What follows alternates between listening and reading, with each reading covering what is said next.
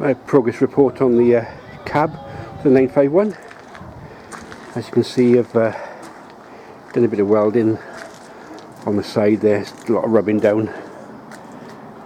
Took all the bits that were knackered off it, and it's starting to come up fine now.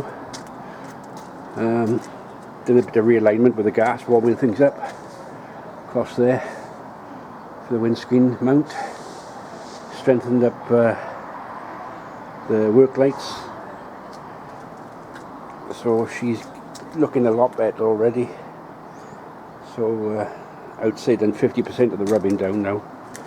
The only thing that beats me now really is the weather, and the sort of night's drawing in, but it's getting there. So I'm quite happy with that so far. So she's good. The cab will be like a new one if finished. So till next time.